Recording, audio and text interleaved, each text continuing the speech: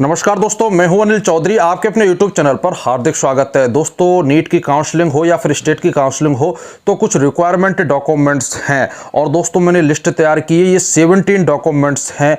अगर आप ये डॉक्यूमेंट्स कंप्लीट कर लेते हो ठीक है, अदरवाइज अगर आपके पास इनमें से एक दो डॉक्यूमेंट्स कम है तो हो सकता है आने वाले समय में आपको काउंसलिंग में बहुत ज़्यादा प्रॉब्लम हो सके। तो एक बार आप अपनी फाइल निकालिएगा और सारे डॉक्यूमेंट्स जो मैं बोलता चलूँगा वो मैच कीजिएगा या फिर लिस्ट तैयार की लीजिएगा, उस पर आप लगाते चलिएगा क्योंकि ये बहुत इंपॉर्टेंट डॉक्यूमेंट्स है। मैंने लास्ट ईयर भी कई स्टूडेंटों को देखा है, डॉक्यूमेंट्स के अभाव की वजह से उनको काउंसलिंग से बाहर कर दिया गया है। तो छोटी सी भी लापरवाही आपके लिए हानिकारक हो सकती है। कोई भी क्वेश्चन हो, कोई भी डाउट हो, कोई भी कॉन्सेप्ट हो, बोर्डिंग एग्जाम हो, जेईई मेन हो या नीट हो, इन सब की समस्या के लिए हिंदुस्तान का सबसे बड़ा ऐप फ्लो बन चुका है जो आपके लिए 24/7 अवेलेबल रहेगा। दोस्तों, इसको आप प्ले स्टोर से भी डाउनलोड कर सकते हो और डाउनलोड करने के बाद आपको अपने मोबाइल नंबर से साइन अप करना पड़ेगा। उसके बाद अगर आपको किसी भी क्वेश्चन में समस्या है तो आप उसका फोटो खींच के इस ऐप पर अपलोड कर सकते हो। 60 सेकंड के अंदर आपको क्वेश्चन का जो भी सॉल्यूशन होगा वो मिल जाएगा। इसके अलावा इस ऐप पर दोस्तों लाइव कॉलिंग की भी सुविधा है। आप लाइव कॉलिंग के माध्यम से भी अपने डाउट को क्लियर कर सकते हो। जो आपने छोटी आंखों से बड़े सपने देखे हैं उनको पूरा करने के लिए दोस्तों ये बहुत ही शानदार है। अगर आप इसको डिस्क्रिप्शन से भी डाउनलोड करना चाहो तो वहां से भी कर सकते हो और आने वाले समय में आप अपने आप को बेहतरीन साबित कर सकते हो। दोस्तों, पहले डॉक्यूमेंट्स की बात करूंगा, नीट का स्कोर कार्ड। जैसे आपका नीट का स्कोर कार्ड आया होगा, आप उसका प्रिंट निकलवा के रखें, वो बहुत काम आएगा। दूसरे नंबर का डॉक्यूमेंट्स है दोस्तों नीट का रोल नंबर या नीट का एडमिट कार्ड। ये दोनों आपके पास होने चाहिए। अगर आपके पास एडमिट कार्ड नहीं है, सेंटर पर ले लिया है, कोई भी प्रॉब्लम आ रही है तो आप एनटीए के लिए मेल करें या फिर ट्विटर पे उनको टैग करें। आपका एडमिट कार्ड आने में वो आपकी पूरी हेल्प करेंगे। इसके अलावा दोस्तों तीसरा डॉक्यूमेंट्स है नीट का एप्लीकेशन फॉर्म। जब आपने फिल किया था तो एक आपके लिए प्रिंट आउट दिया होगा, वो प्रिंट आउट आपके पास होना चाहिए। अब दोस्तों चौथा डॉक्यूमेंट्स मैं बताऊंगा, आपके पास Aadhaar card, PAN card, driving licence या फिर पासपोर्ट, इन चारों में से एक आइडेंटिफिकेशन होनी चाहिए। मेनली आधार कार्ड यूज होता है तो आप कोशिश करो आपके पास आधार कार्ड हो। और उसमें यह भी कोशिश करना कि काफ़ी स्टूडेंट ऐसे जिनके बचपन के फोटो लगे हुए हैं आधार कार्ड में, आप अपना नया फोटो अपडेट करें क्योंकि वहाँ जब चेक करते हैं बहुत प्रॉब्लम्स आती है। इसके अलावा दोस्तों जब आपने नीट का फॉर्म भरा था तो एक फ़ोटो खिंचाया होगा, उस फोटो के कम से कम आपके पास 12 से लेके 20 फोटो होने चाहिए, सेम होना चाहिए, अलग फोटो नहीं चलेगा। इस चीज़ का भी आप ध्यान रखें क्योंकि लास्ट ईयर में काउंसलिंग में बैठा था, मैंने वहाँ देखा कि डिफरेंट फोटो थे, इसलिए आपको बहुत ज़्यादा सफाई देनी पड़ी और बहुत ज़्यादा प्रॉब्लम्स आई, इसलिए आप सेम फोटो ही बनवाएं।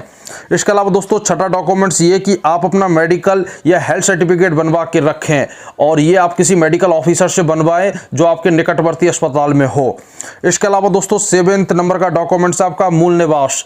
आपका मूल निवास या डोमिसाइल होना चाहिए जिस भी स्टेट के आप हो, क्योंकि कई जगह ऐसा होता है कि आप उस स्टेट में तभी काउंसलिंग करा सकते हो जब आपने या तो 11th-12th उस स्टेट से की हो या फिर आपके पास वहां का मूल निवास हो। तो आपके लिए मूल निवास बहुत इंपॉर्टेंट होने वाला है।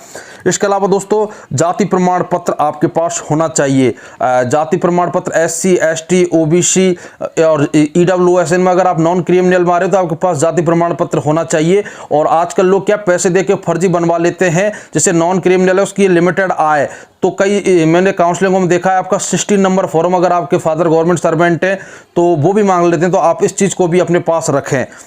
इसके अलावा दोस्तों 9th नंबर का डॉक्यूमेंट्स है 10th की मार्कशीट और 10th नंबर का डॉक्यूमेंट्स है 12th की मार्कशीट। कई स्टेटों में 11th की मार्कशीट भी मांग लेते हैं, तो देखो आप स्पष्ट लिखा होता है मार्कशीट प्लस सर्टिफिकेट।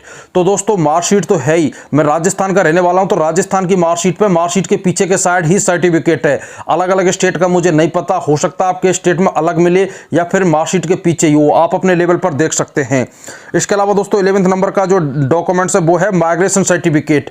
आपने जिस इंस्टीट्यूट से लास्ट पास आउट हो, काफी स्टूडेंट ग्रेजुएशन है, काफी 12th पास है, तो जिस इंस्टीट्यूट से पास आउट हो उसका आपका दोस्तों माइग्रेशन सर्टिफिकेट होना चाहिए। अब अपन 12th की बात करेंगे दोस्तों, 12 डॉक्यूमेंट्स की वो है ट्रांसफर सर्टिफिकेट TC, वो भी लास्ट इंस्टीट्यूट से पास आउट आपकी TC होनी चाहिए। इसके अलावा दोस्तों 13 नंबर का गैप सर्टिफिकेट। काफी स्टूडेंट 4-4, 5-5 साल के ड्रॉप ले लेते हैं, तो गैप सर्टिफिकेट भी उनके पास होना चाहिए। ये आप वकील के पास या फिर किसी भी जो आपके डिस्ट्रिक्ट में जहां लगता है गैप सर्टिफिकेट मिलता है, अलग अलग डिस्ट्रिक्ट का अलग अलग रूल्स है, आप वहां जाके अपना गैप सर्टिफिकेट भी बनवाएं।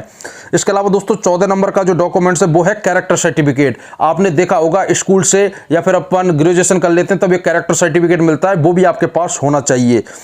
इसके अलावा दोस्तों 15 नंबर का जो डॉक्यूमेंट्स है वो है जब आपका नीट का अलॉटमेंट लेटर जारी होगा, ये अलॉटमेंट लेटर आपके पास होना चाहिए। जब आप कॉलेज में रिपोर्टिंग के लिए जाओगे मैं अलॉटमेंट लेटर मांगेंगे। इसके अलावा दोस्तों जैसे आप रजिस्ट्रेशन करा रहे हैं तो रजिस्ट्रेशन कराने के बाद जैसे आप पे करोगे तो एक स्लिप निकलती है जिसको ई मित्र वाला आपके लिए निकाल के दे देगा, वो भी आपके पास होना चाहिए। इसके अलावा दोस्तों 16 नंबर का ये, अगर आप दोस्तों विकलांग सर्टिफिकेट या विकलांग कोटा के अंदर आ रहे हो तो कोशिश करो आपकी लास्ट के 3 मंथ के अंदर आपका सर्टिफिकेट बना होना चाहिए और वो किसी मेडिकल कॉलेज से या मेडिकल ऑफिसर के द्वारा ऑथराइज होना चाहिए। वरना मेडिकल जो ये विकलांग कोटा होता है इसके लिए बहुत ज्यादा बारीकी से मत चेक किया। विकलांग सर्टिफिकेट आप बनवाओ तो किसी भी तरीके का हेर फेर ना करें, जो अगर आप रियल में विकलांग हो तो ही उस चीज का फायदा उठाएं, क्योंकि कई लोगों को मैंने 420 में फंसते हुए देखा, काउंसिलिंग से बाहर कर देते हैं।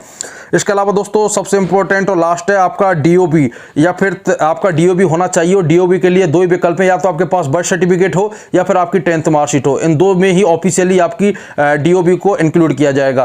तो दोस्तों ये 17 डॉक्यूमेंट्स थे जो मैंने आपके लिए लिस्ट बनाई है। अगर आपके पास ये है तो आपको काउंसलिंग में कोई रोकने वाला नहीं है। अगर आप दोस्तों रियल में सीट रिजर्व करते हो तो आपको सीट मिल जाएगी। इसके अलावा मैं आपसे ये कहना चाहूंगा, जो मैंने आपको डॉक्यूमेंट्स बताए हैं इसके कम से कम आप 3 से या 4 जेरॉक्स करा के सेट बना के रखें, क्योंकि आपकी कॉलेजों में जमा होगी, जब वेरिफिकेशन होगी वहां जमा होती है, फिर काउंसलिंग में आपकी पूरी जेरॉक्स कॉपी देखते हैं, तो उस टाइम आपको हो सकता है इतना टाइम ना मिले क्योंकि काउंसलिंग इतनी लेट हो चुकी है। तो आप जितने भी डॉक्यूमेंट्स हैं इनके 3 से 4-5 सेट बना के रखें, ये आपको बहुत आगे काम आने वाले हैं। इसके अलावा जैसे कोई ऑथेंटिक अपडेट आएगी दोस्तों मैं वीडियो के माध्यम से आपके सामने लेके आऊंगा। आज के लिए इतना ही। जय हिंद, वंदे मातरम।